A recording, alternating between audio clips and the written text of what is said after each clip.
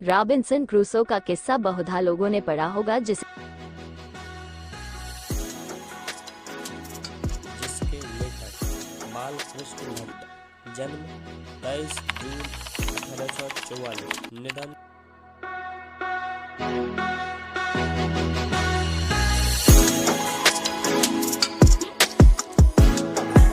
बातचीत एक ललित निबंध जिसके लेखक बालकृष्ण भट्ट, जन्म 23 जून 1844, निधन 20 जुलाई 1914, निवास स्थान इलाहाबाद, उत्तर प्रदेश।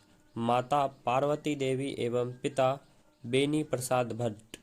पिता एक व्यापारी थे और माता अस्तित्व की बड़ी सिम्फनी में बोलचाल हमारा सबसे जबरदस्त इंस्ट्रूमेंट है।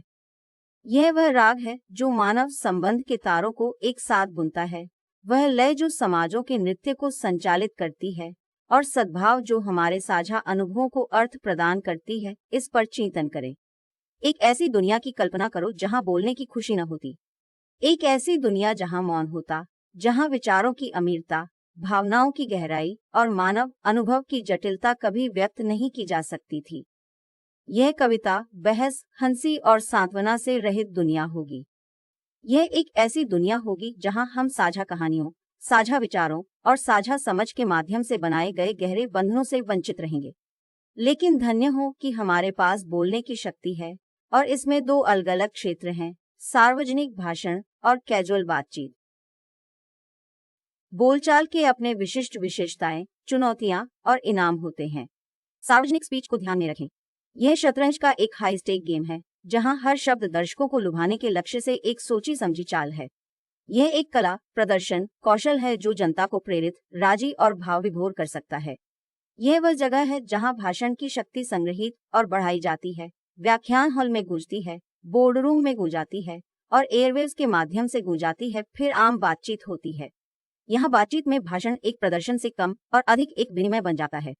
यह शब्दों की भव्यता से कम और समझ की सूक्ष्मता से अधिक है। यह जगह है जहां हम अपनी रोजाना की जीत और हार, सपने और डर, हंसी और आंसू साझा करते हैं। यहाँ हम मानवीय रिश्तों की जटिलताओं में से गुजरते हैं, सहानुभूति और समझ के पुल बनाते हैं। यह वह जगह है जहां भाषण की शक्ति कोमल और व्यक्तिगत होती है, कॉफी शॉप में फुसफुसाते हुए, लिविंग रूम में बड़बड़ाते हुए और हमारे जीवन के शांत कोनों में गुनगुनाते हैं। इसलिए चाहे वह एक मुख्य भाषण की वाक्पटुता हो या दिल से दिल की बातचीत की अंतरंगता हो, बोलचाल हमारी दुनिया को आकार देती है। यह शक्ति हमारी विचारों को व्यक्त करने, अपने अनुभवों को साझा करने और एक दूसरे से जुड़ने का माध्यम है। भाषण की शक्ति एक उपहार, एक उपकरण और एक जिम्मेदारी है। यह वह धुन है जो मानव कनेक्शन के तारों को एक साथ बांधती है, वह ताल जो समाजों के नृत्य को चलाती है और संगीत जो हमारे साझा अनुभवों को अर्थपूर्ण बनाता है। चाहे वह सार्वजनिक बोलने की शानदारता हो या रॉबिन्सन क्रूसो का किस्सा बहुधा लोगों ने पढ़ा होगा, जिसे 16 वर्ष तक मनुष्य मुख देखने को भी नहीं मिला। कुत्ता, बिल्ली आदि जानवरों के बीच में रह 16 वर्ष के उपरांत उसने फ्राइडे के मुख से एक बात सुनी।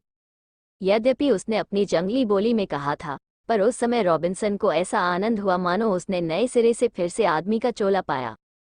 इससे सिद्ध होता निक है कि मनुष्य की वाक्राक्ति में कहाँ तक लुभा लेने की ताकत है, जिनसे केवल पत्र व्यवहार है, कभी एक बार भी साक्षात्कार नहीं हुआ। उन्हें अपने प्रेमी से बातें करने की कितनी लालसा रहती है।